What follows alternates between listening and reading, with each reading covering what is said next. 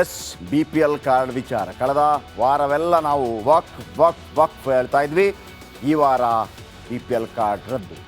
ಒಂದು ಕಡೆ ಸರ್ಕಾರ ಸ್ಪಷ್ಟನೆಯನ್ನು ಕೂಡ ಕೊಡ್ತಾ ಇರಲಿಲ್ಲ, ಈಗ ಸ್ಪಷ್ಟನೆ ಕೊಡೋದಕ್ಕೆ ಮುಂದಾಗಿದೆ. ಆದರೆ ಒಂದಂತೂ ಭಾಳ ಸ್ಪಷ್ಟ, ಸದ್ದಿಲ್ಲದೆ BPL ಕಾರ್ಡ್ ರದ್ದಾಗ್ತಾ ಇದೆ. ಇದು ನಿಜ. BPL ಕಾರ್ಡ್ ಆಪರೇಷನ್ಗೆ ಇಳಿದಿದೆ ಸರ್ಕಾರ. ಈಗಾಗಲೇ ಹಲವು ಜಿಲ್ಲೆಗಳಲ್ಲಿ ಲಕ್ಷಾಂತರ BPL ಕಾರ್ಡ್ಗಳನ್ನು ಪತ್ತೆ ಮಾಡಿ ರದ್ದು ಮಾಡಿದೆ. BJP ನಾಯಕರು ಸರ್ಕಾರದ ವಿರುದ್ಧ ಸಮರ ಸಾರಿದ್ದಾರೆ. ಕೊನೆಗೂ CM ಸಿದ್ದರಾಮಯ್ಯ ಈ ವಿಚಾರಕ್ಕೆ ಕಣ್ಣು ಬಿಟ್ಟಿದ್ದಾರೆ. ಯಾರ್ದು ರದ್ದಾಗತ್ತೆ, ಯಾರ್ದು ರದ್ದಾಗೋದಿಲ್ಲ ಎಲ್ಲವನ್ನೂ ಹೇಳಿದ್ದಾರೆ. ಇವತ್ತು ನಾನು ಕೂಡ ನಿಮಗೆ ಯಾರ BPL ಕಾರ್ಡ್ ರದ್ದಾಗತ್ತೆ, ಯಾರು ಸೇಫ್, ಒಂದು ವೇಳೆ ಈಗಾಗಲೇ ರದ್ದಾಗಿದ್ದರೆ ಅವರು ಏನು ಮಾಡಬೇಕು ಅದನ್ನು ಕೂಡ ಹೇಳ್ತೀನಿ. ಮೊದಲು ಈ ರಿಪೋರ್ಟ್ ನೋಡಿ.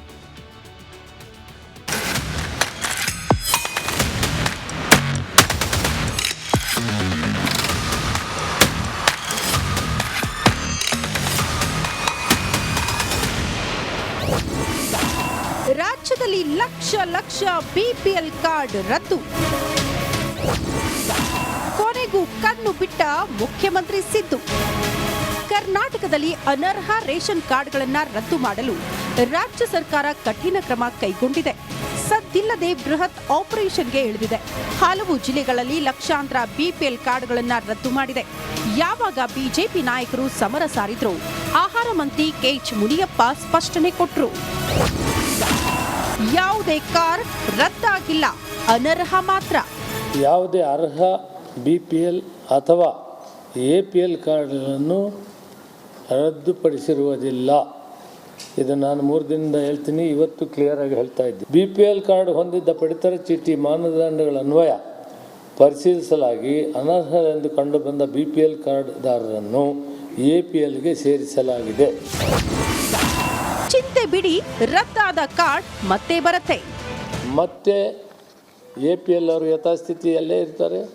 ಯಾರ್ಯಾರು BPLಲ್ಲಿರೋರು APLಗೆ ಹೋಗಿದ್ದಾರೆ, ಯಾರಿಗೆ ನಿನ್ನೆ ಮೊನ್ನೆ ಎಲ್ಲ ಮಾಧ್ಯಮದ ಮುಂದೆ ಹೋಗಿ ನಮಗೆ ಕಾರ್ಡ್ ಇಲ್ಲ, ನಮ್ಮ ಮನೆಯಲ್ಲಿ ಗಂಡಸರಿಲ್ಲ, ನಮ್ಮ ಮನೆಯಲ್ಲಿ ದುಡಿಯೋರಿಲ್ಲ, ನಮಗೆ ಕಾರ್ಡ್ ನಿಲ್ಲಿಸಿದ್ದಾರೆ ಅಂತ ಹೇಳಿದ್ರು ಎಲ್ರಿಗೂ ಕೂಡ ಲಾಗಿನ್ಗೆ ವಾಪಸ್ ತಂದು 1 ವಾರದಲ್ಲಿ ಅದನ್ನೆಲ್ಲ ಕರೆಕ್ಟ್ ಮಾಡಿ ಮತ್ತೆ ಅವರೆಲ್ರಿಗೂ ಅಕ್ಕಿ ಕೊಡ್ತೀವಿ.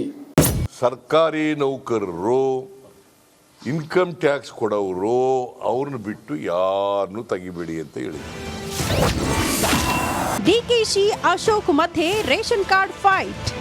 ಹೇಳ್ತಾ ಇದ್ದೀನಿ, ಸರ್ಕಾರದ ಪ್ರತಿನಿಧಿಯಾಗಿ ಹೇಳ್ತಾ ಇದ್ದೀನಿ, ಮುಖ್ಯಮಂತ್ರಿ ಉಪಮುಖ್ಯಮಂತ್ರಿಯಾಗಿ ಹೇಳ್ತಾ ಇದ್ದೀನಿ, ಕಾಂಗ್ರೆಸ್ ಪಕ್ಷದ ಅಧ್ಯಕ್ಷರಾಗಿ ಹೇಳ್ತಾ ಇದ್ದೀನಿ.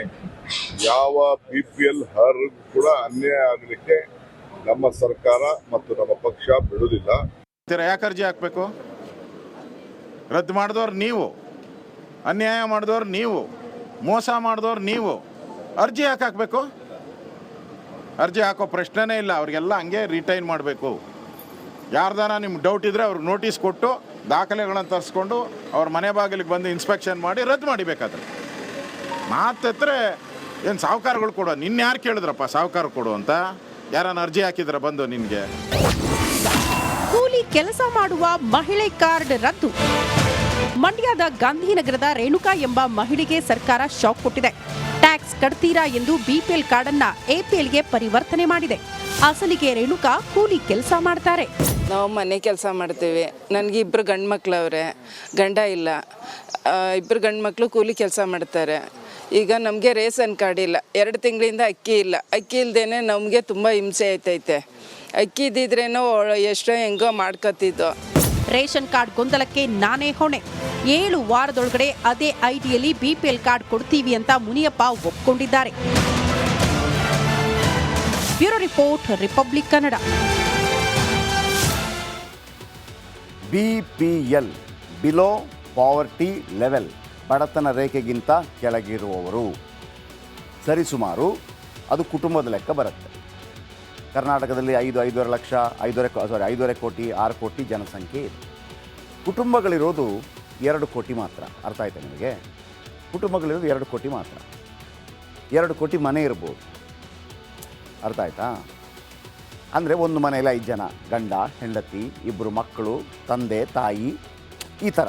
ಓಕೆ, ಅದರಲ್ಲಿ 1,37,00,000 BPL ಕುಟುಂಬಗಳಿದೆ. 1,37,00,000 ಅಂದರೆ BPL ಅಂತಂದರೆ ಅವರ ಆದಾಯ. ನೀವು ಗಮನ ಹರಿಸ್ಬೋದು ಬಡವರೆಷ್ಟಿದ್ದಾರೆ ಅಂತ. ಇದು ಸಂಖ್ಯೆ ಏಕ್ದಮ್ ಪರ್ಫೆಕ್ಟ್ ಅಲ್ಲದೇ ಇದ್ದರೂ ಕೂಡ ಒಂದು ರೀತಿಯಲ್ಲಿ ಹತ್ರ ಬರುತ್ತೆ. ಬಡವರು ಇದ್ದಾರೆ. ಈ BPL ಕಾರ್ಡ್ ನೀವು ಪಡಿಬೇಕು ಅಂತಂದರೆ ಏನು ಅರ್ಹತೆ? ನಂಬರ್ 1, ವಾರ್ಷಿಕ ಆದಾಯ 1,20,000 ಇರಬೇಕು. ವಾರ್ಷಿಕ ಆದಾಯ 1,20,000 ಅಂದರೆ ನೀವು 10,000 ರೂಪಾಯಿ ತಿಂಗಳಿಗೆ ದುಡಿತಾ ಇದ್ದೀರಿ ಅಂತಂದರೂ ಕೂಡ ನಿಮಗೆ ಸಿಗತ್ತೆ. ಅದಕ್ಕಿಂತ ಜಾಸ್ತಿ ಆದರೆ ಸಿಗೋದಿಲ್ಲ.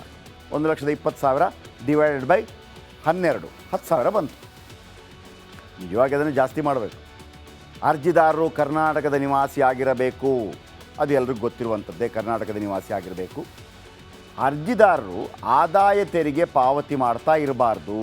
ಆದಾಯ ತೆರಿಗೆ ಪಾವತಿ ಅಂದರೆ ನಾವು ಹೇಳಿದ್ವಲ್ಲ 5% ಮತ್ತೊಂದು % ಇಲ್ಲಿಗೆ ತನಕ ಬರುತ್ತೆ ಅಂತೇಳಿ. ಕೆಲವರು ಪಾವತಿ ಮಾಡ್ತಾ ಇರ್ತಾರೆ. ಪಾವತಿ ಮಾಡೋರು ಅಕ್ಕಿ ತಗೊಳ್ತಾ ಇದ್ದಾರೆ ಅಂತಂದರೆ ಅವ್ರದ್ದು ವಾರ್ಷಿಕ ಆದಾಯ 1,20,000ಕ್ಕಿಂತ ಜಾಸ್ತಿ ಇದೆ ಅಂತ ಪ್ರೂವ್ ಆಗೋಯ್ತು. ಆಯಿತಾ? ಇನ್ನು ಸರ್ಕಾರಿ ನೌಕರರು ಕೂಡ ಅರ್ಜಿ ಸಲ್ಲಿಸುವಂತಿಲ್ಲ. ಯಾಕೆ ಸರ್ಕಾರಿ ನೌಕರರು ಅರ್ಜಿ ಸಲ್ಲಿಸುವಂತಿಲ್ಲ ಅಂತ ನೀವು ಕೇಳ್ಬೋದು. ಸರ್ಕಾರಿ ನೌಕರರಲ್ಲಿ ಬಡವರಿಲ್ವಾ ಅಂತಲೂ ನೀವು ಕೇಳ್ಬೋದು. ನೋಡಿ, ಮಿನಿಮಮ್ ವೇಜಸ್ಸೇ 27,000 ಇದೆ ಸರ್ಕಾರಿ ನೌಕರರು. ಮಿನಿಮಮ್ ಅಂದರೆ ತಿಂಗಳಿಗೆ 27,000. 1,20,000 ಅಂತಂದರೆ ತಿಂಗಳಿಗೆ 10,000. 27,000 ಅಂದರೆ ಎಷ್ಟಾಯಿತು?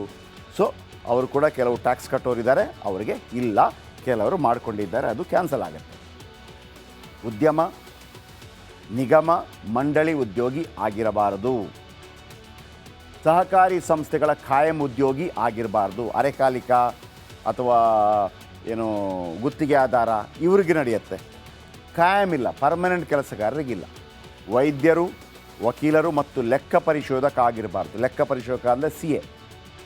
ಇವರು 1 ಲಕ್ಷಕ್ಕೆ, ಅವರು ವೈದ್ಯರು, ವಕೀಲರು ಬೇರೆ ಬೇರೆ ರೀತಿಯಲ್ಲೂ ದುಡಿಬೋದು. ಈಗ ಒಬ್ಬ ವಕೀಲನಿಗೆ ತುಂಬ ಕೆಲಸ ಇಲ್ಲದೇ ಇದ್ದರೂ ಕೂಡ ಈ ಅಫಿಡವಿಟ್ ಮಾಡ್ತಾನೋ ಅವ್ರು ಮಾಡ್ತಾರೆ, ಏನೋ ಒಂದು ಮಾಡ್ತಾರೆ.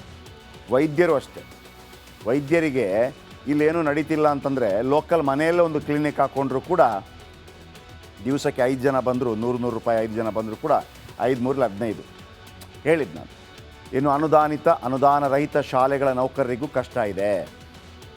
MNC ಕಂಪನಿಗಳ ಉದ್ಯೋಗಿಗಳಿಗೂ ಕಾರ್ಡ್ ಸಿಗಲ್ಲ. MNC ಅಂದರೆ ಮಲ್ಟಿ ನ್ಯಾಷನಲ್ ಕಂಪನಿ, ದೊಡ್ಡ ವಿದೇಶಿ ಕಂಪನಿಗಳಲ್ಲಿ ಕೆಲಸ ಮಾಡ್ತಾರಲ್ವಾ, ಅವ್ರಿಗಿಲ್ಲ. 7.5 ಎಕರೆಗೂ ಹೆಚ್ಚು ಭೂಮಿ ಹೊಂದಿರಬಾರ್ದು. ಅದಕ್ಕಿಂತ ಜಾಸ್ತಿ ಇದ್ದರೆ ಅವ್ರಿಗೂ ಇಲ್ಲ. ಸಿಟಿಯಲ್ಲಿ 1,000 ಚದರ ಅಡಿ, 1,000 ಸ್ಕ್ವೇರ್ ಫೀಟ್ ಮನೆ ಹೊಂದಿರಬಾರದು ಸ್ವಂತದ್ದು. 100 CCಗಿಂತ ಅಧಿಕ CC ಇರುವ ವಾಹನ ಇರಬಾರದು. ಆದರೆ ವೈಟ್ ಬೋರ್ಡ್ನ 4 ಚಕ್ರದ ವಾಹನ ಹೊಂದಿರುವಂತಿಲ್ಲ. ವೈಟ್ ಬೋರ್ಡ್ ಅಂತಂದರೆ ನಿಮಗೆ ಸ್ವಂತ ವಾಹನ ಯಾವುದಾದ್ರೂ ಇದ್ದರೆ, ಯಾವುದೇ ವಾಹನ ಸ್ವಂತ ವಾಹನ ಇದ್ದರೆ ನಿಮಗೆ ಸಿಗೋದಿಲ್ಲ. Auto rickshaw, tractor, taxi, cab ಇದ್ದರೆ ಚಿಂತೆ ಇಲ್ಲ. ಆದರೆ ನಿಮಗೆ ಟ್ರ್ಯಾಕ್ಟರ್ ಇದೆ ಅಂತ ಅಂದ್ಬಿಟ್ಟು ಏನು ಕ್ಯಾನ್ಸಲ್ ಆಗಲ್ಲ.